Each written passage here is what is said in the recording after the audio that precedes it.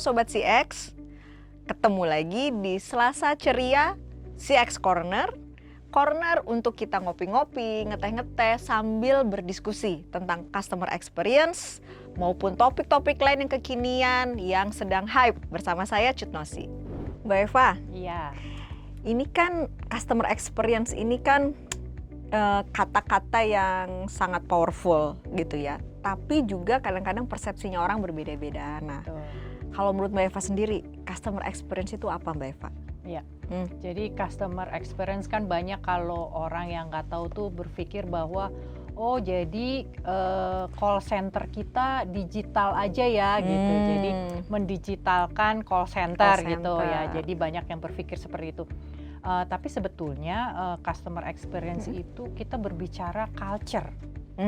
Gitu. Jadi di perusahaan ini harus sudah menciptakan culture di mana bahwa journey customer itu memang sudah terbentuk gitu. Jadi tidak berbicara hanya di satu sisi aja, satu elemen aja gitu. Jadi harus semua gitu. Sehingga dari mulai product design, operation sampai distribution channel, semua itu sebisa mungkin harus punya culture customer experience gitu. Jadi luas. Jadi kalau berbicara customer experience itu bukan cuman soal kalau kita telepon ke perusahaan cepat diangkatnya, solusinya ada gitu. Ya bukan cuman itu, tapi lebih ke culture-nya. Gitu. Iya, jadi lebih broad ya Mbak Eva ya. Jadi bukan cuma customer service gitu kan. Jadi customer service part of it, ya kan. Tapi culture itu yang lebih mendominasi gitu. Betul, the whole organisasi ya. Nah, terus ini menariknya gini nih Mbak Eva.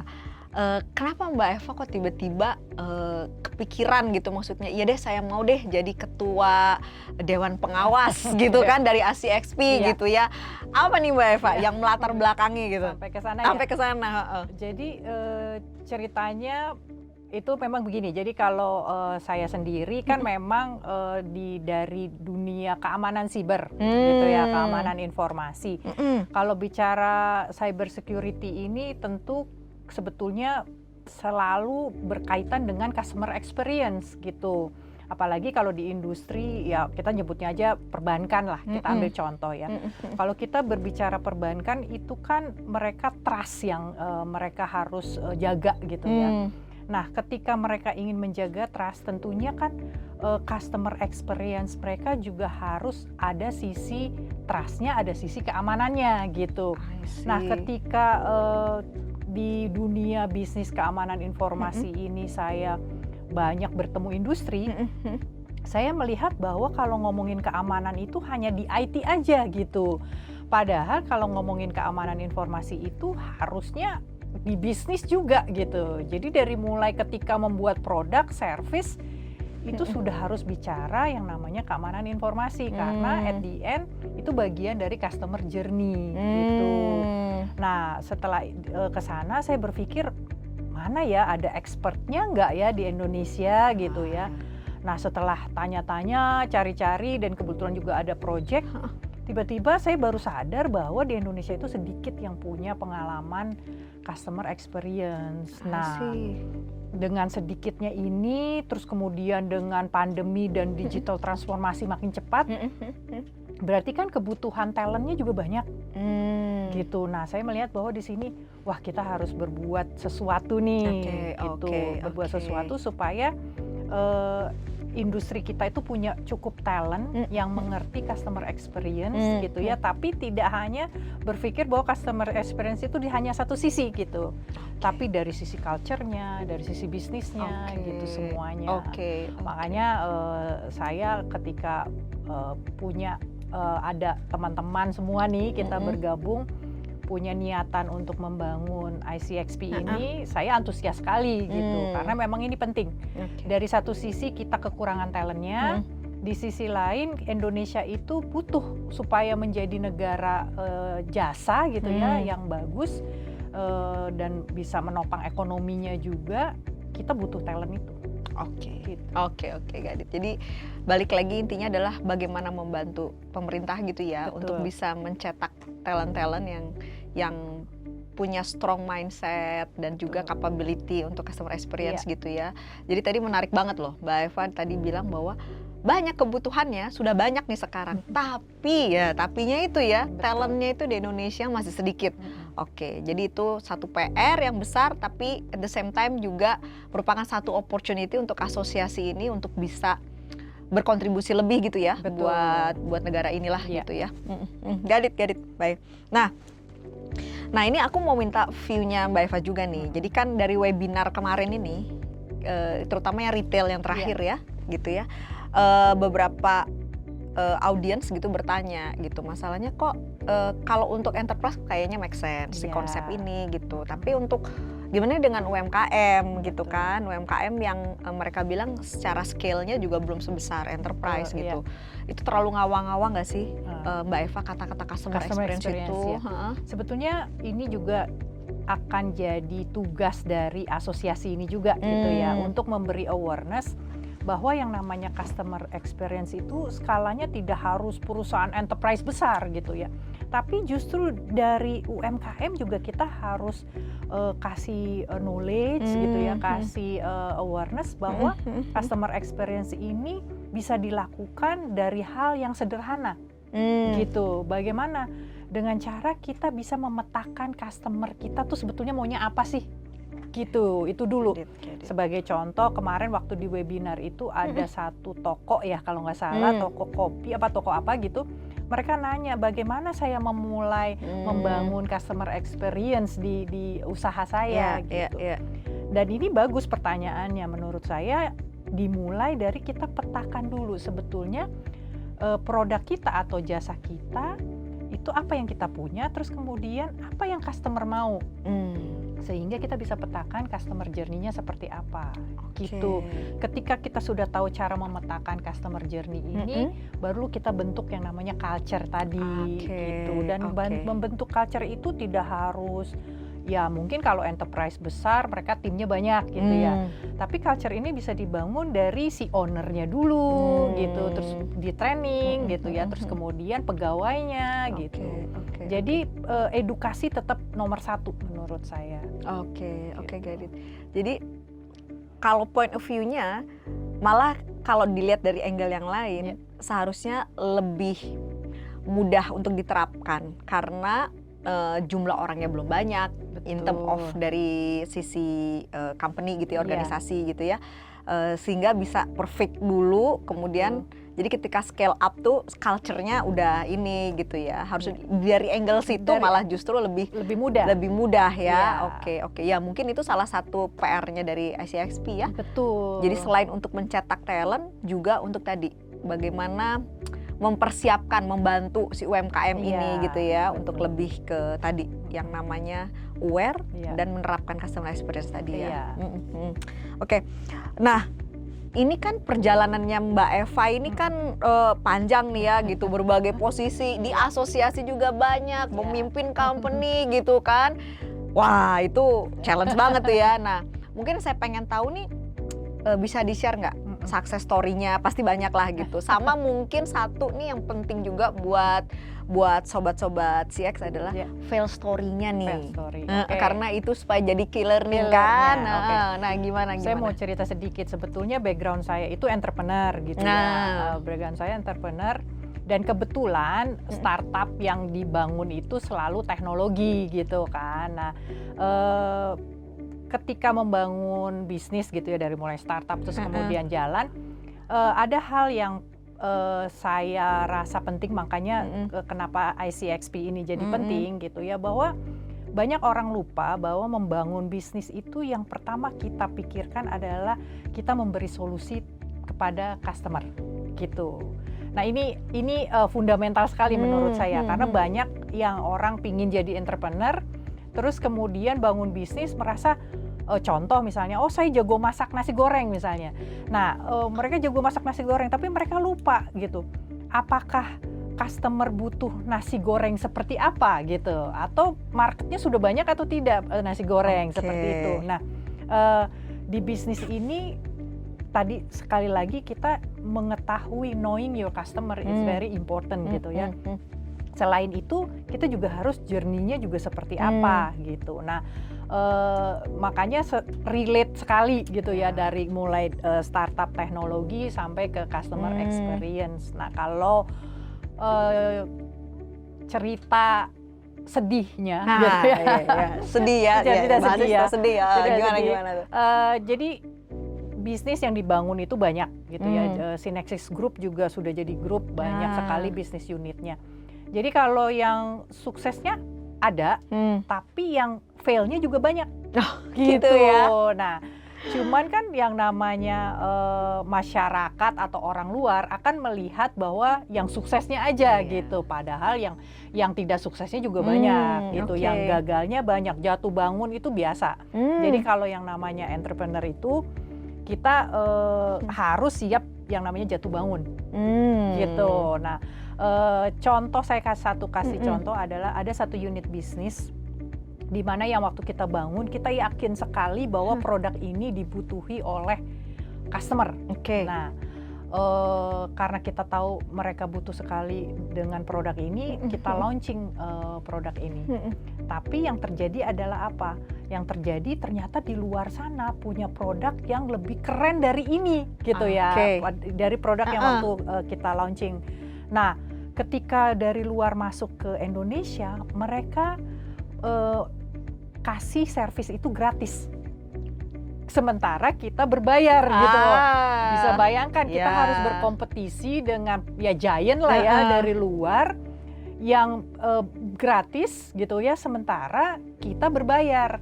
Tentunya kan sulit gitu. Dan itu jauh sekali dari prediksi bisnis kita gitu. Nah, di situ sih kita belajar banyak gitu ya, bahwa sekali lagi ketika kita sudah tahu, kita yakin banget nih produk kita tuh bagus gitu ya, kita harus lihat juga sisi luarnya juga gitu. Jadi kadang-kadang yang kita rasa produk kita paling keren, belum tentu juga di luar kompetisinya seperti apa, belum tentu juga masyarakat mau untuk produk kita. Jadi yang namanya launching produk, bikin startup, itu PR-nya banyak sekali gitu. Jadi kalau ada orang, saya mau jadi entrepreneur, saya mau buka startup, yang perlu diketahui adalah sebetulnya tanyakan dulu ini bisa memberi solusi atau tidak terhadap customer. Gitu.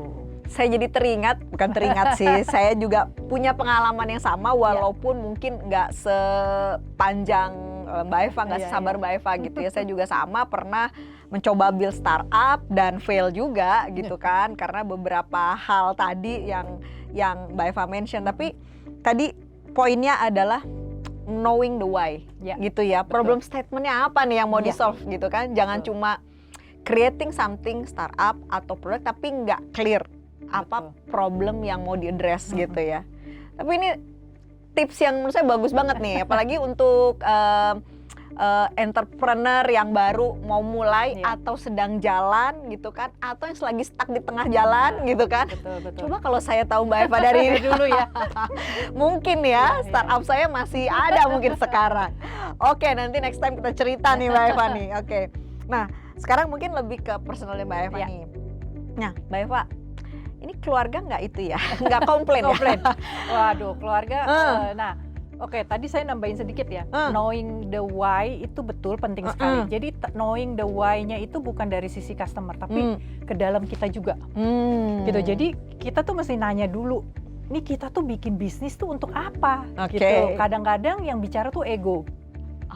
Gitu. Kadang-kadang sebetulnya kita pun nggak usah harus bikin bisnis ini sebetulnya gitu. Tapi kadang-kadang ego kita bilang, kita harus punya startup, lagi ngetren nih misalnya seperti itu. Jadi knowing the why itu harus dari dalam dan juga dari luar. Itu sih tambahan saya. Dan kalau keluarga, waduh, ini saya tuh banyak sekali orang bilang kita tuh harus seimbang. Nah, saya tuh kalau ada orang yang sampai bisa seimbang gitu ya, saya salut sekali gitu ya. Karena apa? Karena saya tidak bisa gitu ya. Satu, selain ya pastinya saya kerja gitu ya, ngurus anak, ngurus suami, ngurus ibu saya juga ada di rumah gitu ya. Ini gimana bagi waktunya? Terus terang sih saya struggle gitu ya. Tapi saya pernah baca, Mm-mm. jadi ada CEO-nya Google, gitu ya, dia bilang mengenai kehidupan gitu ya. Bagaimana kita menyeimbangkan kehidupan kita gitu. Jadi kalau nggak salah nih ya, seingat saya itu ada, jadi kita tuh ada keluarga, family gitu ya, ada kesehatan, ada teman gitu ya, ada sosial gitu ya, ada karir gitu ya, ada banyak lah ya. Nah ini seperti kita juggle gelas dan bola karet gitu. Jadi yang namanya family itu adalah gelas dari kaca gitu. Kesehatan itu dari kaca gitu. Yang lainnya itu adalah bola karet. Kenapa gitu? Karena kalau yang namanya family itu pecah, dia walaupun kita bisa istilahnya direkatin lagi, tentu tidak akan sempurna. Kalau kesehatan pecah, tentunya tidak akan sempurna juga. Benar. Nah, benar. Kalau yang namanya karir itu seperti bola rubber, dia bouncing, gitu. Yang namanya sosial, teman, dia bouncing. Ketika dia jatuh, dia pasti akan balik lagi, gitu. Pasti secara gravity dia jatuh, dia akan balik lagi, gitu. Jadi kata-katanya gitu, kata-kata intinya moral of the story-nya itu bahwa family, kesehatan itu prioritas. Gitu. Very insightful. Aduh, terutama untuk ini ya, wanita-wanita karir yang di sana dan di sini. Di sana dan di sini, benar. Karena saya pernah mengalaminya gitu ya, pengalamannya gini. Ya, kita tahulah, kita juga bergaul, punya banyak teman gitu. Saya pernah sampai semuanya saya coba seimbangkan, tapi akhirnya burn out sendiri kan. Ya akhirnya saya bikin prioritas. Prioritas saya apa? Ya tadi prioritas saya itu ya tadi yang kaca saya bilang tadi, bahwa family, kesehatan itu prioritas pertama. Yang lainnya bisa dibilang seperti bola karet tadi gitu. Masih bisa fleksibel, kalau jatuh bisa kembali. Iya. Karena kadang-kadang nih kita malah melihatnya bahwa si bola karet itu adalah something yang utama gitu ya. Karena biasanya family atau kesehatan kita jadi take it for granted. Begitu jedeng tiba-tiba kita sakit gitu kan, atau tiba-tiba family ada yang sakit gitu kan, di situ baru berasa gitu kan ya, gitu baru disadarkan gitu ya. Tapi very insightful analogy gitu ya. Jadi ini buat remind me juga nih Mbak Eva, thank you banget. Nah mungkin satu lagi nih, hobinya apa? Hobi. Dulu tuh hobi saya itu lari sebetulnya. Wow. Dulu saya lari. Jadi saya tapi tadi balik lagi, saya itu sekarang hanya maintain hanya untuk kesehatan aja gitu, karena waktunya kan biasanya saya suka ikut maraton atau lain-lain ya. Nah cuman kan kalau maraton itu kita harus training. Nah saya tuh waktunya ini yang saya kurang gitu. Jadi saya sekarang masih maintain aja, seminggu 4 kali saya lari gitu ya, pagi atau long run gitu. Seminggu 4 kali ya. Hanya untuk maintain aja karena udah kebiasaan gitu. Nah kalau ditanya hobinya apa, menurut saya cuma satu itu aja sih, lari, karena me time buat saya. Oh gitu. Iya. Jadi kalau lari itu nih buat yang nggak suka olahraga, coba aja ya, coba.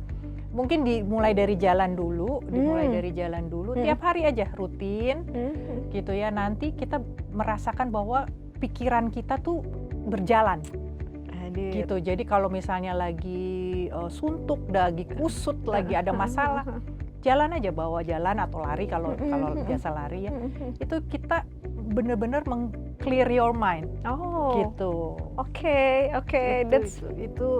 Itu salah satu ini saya. Salah satu me time-nya ya gitu. Iya, sebenarnya nanti aku mau belajar deh dari Mbak Eva karena itu ada tekniknya juga gitu. Betul, kan. Iya. Saya adalah at least bisa aja ikut yang 10K itu kayak udah ini. Itu dulu gitu. Karena tapi bener sih, olahraga jadi satu me time. Tadi saya kan sempat ngobrol juga sama Uni Fitri gitu ya. Uni Fitri tuh sepeda ya kan, udah kemana-mana. Sepeda kan gitu. Kalau Mbak Eva ini lari. Nah kalau saya ini kebenaran sekarang lagi sukanya ini Mbak Eva, HIIT. Iya, hit iya. sirkuit training Sirkuit gitu training, kan. iya, Ya, iya. angkat-angkat beban Iya, dikit, iya. beban kehidupan. Gitu. Tapi intinya memang benar sih. Jadi at least kita punya kesamaan sedikit Mbak di Iya. situ. Olahraga jadi Olahraga. salah satu me time walaupun jenisnya kita Beda. berbeda-beda. Iya. Aduh Mbak Eva, makasih banget ini diskusinya very insightful. Saya yakin teman-teman sobat CX juga really appreciate gitu ya. Banyak takeaway yang bisa diambil dari hasil diskusi kita. Makasih lagi sekali lagi dan sampai bertemu lagi sobat-sobat CX. Terima kasih. Terima kasih Sobat CX yang telah mengikuti diskusi kita tadi yang pastinya sangat fruitful. Sebelum kita berpisah, saya mau kasih satu pantun nih buat sobat-sobat semua. Ada gudeg enak namanya gudeg Sagan. Gak cuma itu, ada juga rendang dan indomie. Dengan strategi fokus kepada pelanggan, kita optimis menyambut era post-pandemi. Jangan lupa teman-teman subscribe, share, dan like di YouTube channel kita. Terima kasih.